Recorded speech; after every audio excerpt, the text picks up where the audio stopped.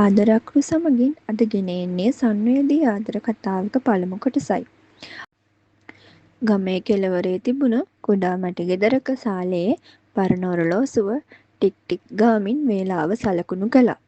ජනේලෙන් එබෙන හැන්දෑවේ ඉර එළිය වැටිලා යුහන්සාගේ මුහුණ රත්තරන් පාටින් දිලිසුණා. යුහන්සා කියන්නේ මුළු ගමටම හිටපු ලස්සනම අහිංසක කෙල්ලා. අම්මා නැති වුණ දා ඉඳන් රෑ තිස්සේ නිදි මරාගෙන තමන්ව හදාගන්න තාත්තට එයා සැලකුවේ දෙවියෙකුට වගේ. තාත්තා කැස්සපාරකුත් එක්කම කතා කරද්දී යුහන්සා කුස්සියේ ඉඳන් දුවගෙන ආවේ රස්නෙන් තැම්බුණු තේ කෝප්පෙකුත් අරන්. "ඇයි තාත්තේ අමාරුද ආයෙමත්? මං කිව්වනේ මහන්සි වෙන්න එපා කියලා." එයා තේ කෝප්පේ පැත්තකින් තියලා තාත්තගේ අතින් අල්ලගත්තා.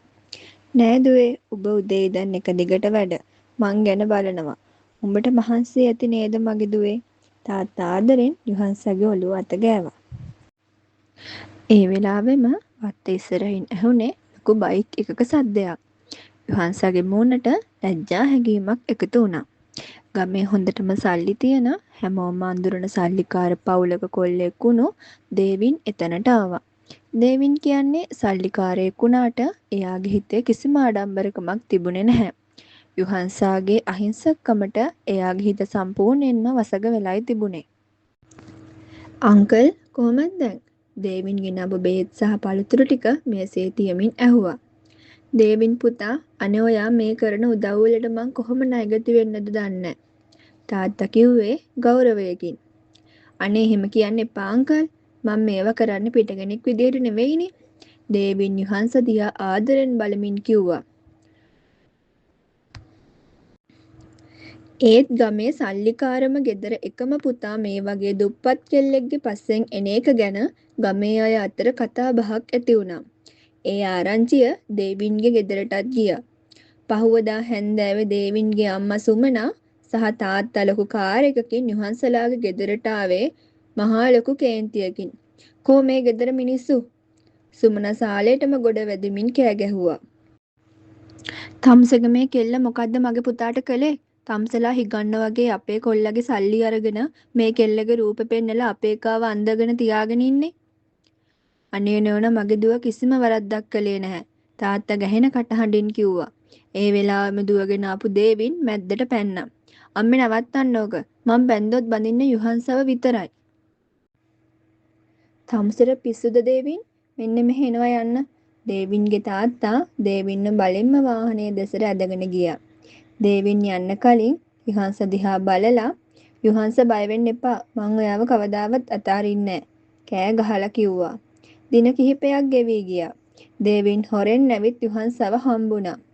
ඒත් දවසක් රෑක යුහන්සගේ තාත්තට තද පපුවේ අමාරුවක් ආවා. මහ වැස්ස වෙලාවේ යුහන්ස බයින් දේවින්දට කෝල් කළා. දේවින් විනාඩි 10කින් වාහනයෙන් ඇවිත් තාත්තව හොස්පිටල් එකට අරගෙන ගියා. දොස්තරලා තාත්තව දැඩි සත්කාර ඒකකයට ඇතුළත් කරලා පැයකට විතර පස්සේ කිව්වේ තත්ත්වය සාමාන්‍යයි, උදේට එන්න කියලා. මහ රෑ 1ට විතර දේවින් යුහන්සව පාළු ගෙදරට එක්කන් ආවා. "දේවින්, මට ගොඩක් බයයි. තාත්තා නැතුව මම මේ ගෙදර තනියම ඉන්නේ කොහොමද?" යුහන්ස අඬමින් කිව්වා. දේවින් යුහන්සව තමන්ගේ පපුවට තද කරලා තුරුළු කරගත්තා. "බය වෙන්න එපා මගේ මැනික. මං ඉන්නවනේ ඔයා ළඟ." ගෙදර වැස්සේ සද්දෙත් එක්ක දෙන්නගේ ආදරය සහ රාගය අතර සීමාවන් අමතක වුණා. එකිනෙකාගේ උණුසුමේ තනිවුණු ඒ රාත්‍රියේ යුහන්සාගේ පිරිසිදුකම නැති වුණා. පහුවදා උදේ ඇහැරුණු යුහන්සා බයෙන් අඬන්න ගත්තා. "දේවින්, මං කොහොමද දැන් තාත්තගේ මූණ බලන්නේ?" දේවින් යුහන්සගේ ඇස් දෙක දිහා බලමින් "යුහන්සා, මං ඔයාට පණටත් වඩා ආදරෙයි. මං කවදාවත් ඔයාව අතාරින්නේ නෑ. මං ඉක්මනට ඔයාව මගේ කරගන්නවා" කියලා කිව්වා. දවස් 2කට පස්සේ තාත්තා ගෙදර ආවා. තාත්තත් දේවින්ට ගොඩාක් පින් දුන්නා. ඒත් දේවින් තමන්ගේ ගෙදරට යද්දී අම්මයි තාත්තයි එයාට හොඳටම බැනලා කාමරයට දාලා දොර ලොක් කළා. දේවින්ව කාමරයට තල්ලු කරපු එයාගේ තාත්තා දොර තදින් වහලා යතුරත් අරගෙන සාක්කුවට දාගත්තා. "දැන්වත් ඔය පිස්සුව අතෑරපන්. අපේ පවුලේ නම විනාශ කරන්න මම ඉඩ දෙන්නේ නෑ." කියලා තරහින් කෑ ගැහුවා. තාත්තේ එකපාරක් විහංසාව හම්බ වෙන්න දෙන්න. එයා මං ගැන බලාගෙන ඇති. එයා මේ වෙලාවේ කොච්චර බයෙන් ඇද්ද කියලා ඔයාලා දන්නේ නැහැ. දේවින් දොරට ගහමින් කෑ ගැහුවා. ඒත් එළියෙන් කිසිම පිළිතුරක් ආවේ නැහැ. කාමරය ජනේලයේ ළඟට ගිය දේවින් විහංසගේ මූණ මතක් කරගත්තේ හදවත පිච්චෙන වේදනාවකින්.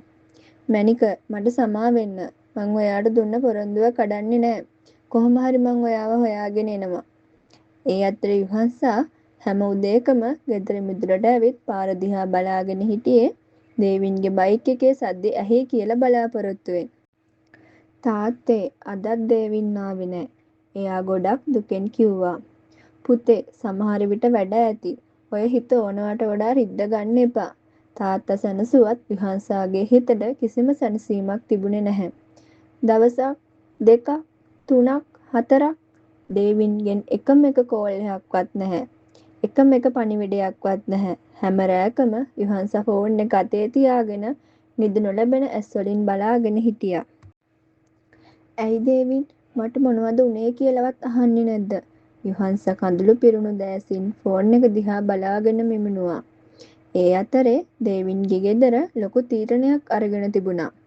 ලබන සතියේ දේවින්ගේ කසාදේ හැමදේම ලෑස්ති කරන්න. දේවින්ගේ තාත්තා තදින් කිව්වා. තාත්තේ මට කසාද බදින්න බෑ මං ආදරේ යුහන්සට. දේවින් කෑ ගැහුවා. ඒත් එයාගේ අම්මා බෙහෙත් බෝතලයක් අතට ගනිමින් කඳුළු පිරුණු ඇස් වලින් කිව්වා උඹ මේ කසාද බඳින්නේ නැත්නම් මම මේ දැන්ම වස බොනවා. අම්මගේ වචනවලට දේවින්ගේ හිත දෙකට වුණා. එක පැත්තකින් යුහන්සා අනිත් පැත්තෙන් Taman හදපු අම්මා. අන්තිමේදී එයා හිස පහත් කරගෙන හරි ඔයාලා කියන දේ මං කරන්නම් කියලා කිව්වා.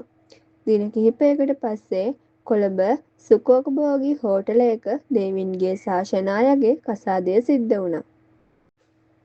යුහන්සා මට සමා වෙන්න කියලා එයා හිතෙන් මිමුණුවා. කසාදෙන් පස්සේ දේවින් සාෂනායාව එංගලන්තයට පිටත් කළා.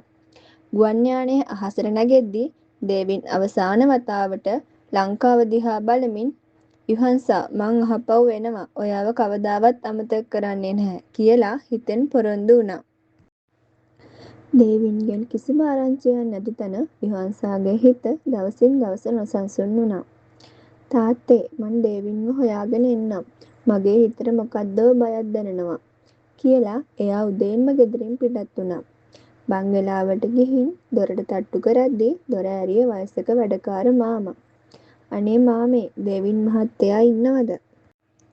මාමා දිග හුස්මක් හැල්ලා දුකෙන් කිව්වා අනේ දුවේ චූටි බේබි ගිය සතියේ කසාද මැදලා ඊයේ රෑම රට ගියා. ආයෙත් මෙහෙ එන්නේ නෑ කිව්වා. ඒ වචන ටික ඇහුණු ගමන් යුහන්සාගේ දෙපා පන නැති වුණා වගේ දැනුණා. කසාද බැඳලා කියලා විතරක් කියා ගන්න පුළුවන් වුණා. කඳුළු පිස ගන්නවත් නොනැවති යුහන්සා ගෙදර දුවගෙන ආවා. අනේ තාත්තේ දේවින් මාව දාලා ගිහින් එයා වෙන කෙනෙක්ව බැඳලා රට ගිහින්. තාත්තා ඒව තුරුල් කරගෙන හෙමින් මෙහෙම කිව්වා. අඬන්න එපා මගේ දුවේ වෙන්න තියෙන දේ වෙලා ඉවරයි. හිත හයිය කරගන්න. දවසක ඔයාගේ දුකටත් අවසානයක් එයි. ඒත් යුහන්සාගේ හිතේ බිඳුණු බලාපොරොත්තු ආයෙමත් එකතු කරන්න කාටවත් බැරි වුණා. දවස් කිහිපයක් ගෙවී ගියත් යුහන්සාගේ හිතේ තිබුණු දුක නම් අඩු වුණේ නැහැ. කන්නවත් නිදාගන්නවත් බැරි වෙලා හිටපු ඇයට උදේට වමන යන්නත් කැරකිවිල්ල එන්නත් පටන් ගත්තා. දුවේ ඔයාට සනීප නෑ වගේ නේද? අපි ඩිස්පෙන්සරියට යමු තාත්තා කලබලයෙන් කිව්වා. දෙන්නම ගමේ ඩිස්පෙන්සරියට ගියා. පරීක්ෂණ කිහිපයක් කළාට පස්සේ දොස්තර මහත්තයා තාත්තට කතා කළා. මහත්තයා කලබල වෙන්න එපා. ඒත් මේ දුව ගැන වැදගත් දෙයක් කියන්න තියෙනවා. තාත්තා බයෙන් දොස්තර දිහා බැලුවා. මොකද්ද දොස්තර මහත්තයෝ? දොස්තර වාර්තාව අතට ගනිමින් හෙමින් කිව්වා මහත්තයාගේ දුව ගැබිනියක්. දැනට සති 4ක් විතර වෙනවා. ඒ වචන ටික ඇහුණු ගමන් තාත්තගේ ඇස් වලින් කඳුළු පෙරෙද්දී ඔහු පුටුවටම කඩාගෙන වැටුණා. යුහන්සා මූණ දෙයතින් වහගෙන ඉකිගසමින් අඬන්න පටන් ගත්තා. තාත්තේ මට සමා වෙන්න. එකපාරටම නැගිට තාත්තා කෝපයෙන් කෑ ගැහුවා. උඹ මගේ විශ්වාසය කඩලා දැම්මා. මගේ මූණේ දැලි ගෑවා.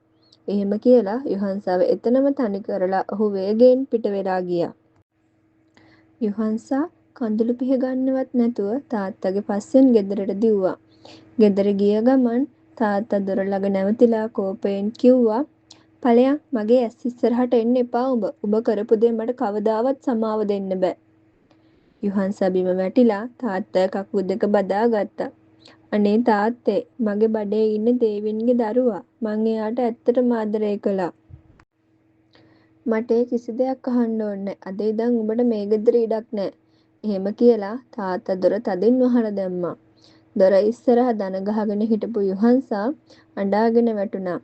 ඒත් ඇඟේ කඳුළු දකින්නවත් සැනසීමේ වචනයක් කියන්නවත් එතන කවුරුවත් සිටියේ නැහැ. තමන්ගේ කුසේ වැඩෙන පුංචි ජීවිතයත් එක්ක යොහන්සා සම්පූර්ණයෙන්ම තනි වුණා. යොහන්සාගේ ජීවිතේ මෙතනින් කොහොම වෙනස් වෙයිද? ඔයා හිතන්නේ දේවින් ආයෙත් යොහන්සා ළඟට එයිද? යොහන්සට මේ අමාරු වෙලාවේ කවුරු හරි උදව් කරයිද? ඔයාගේ අදහස කමෙන්ට් එකකින් කියන්න. දෙක කොටස ඕනේ නම් කමෙන්ට් කරගෙන යන්න හොඳේ.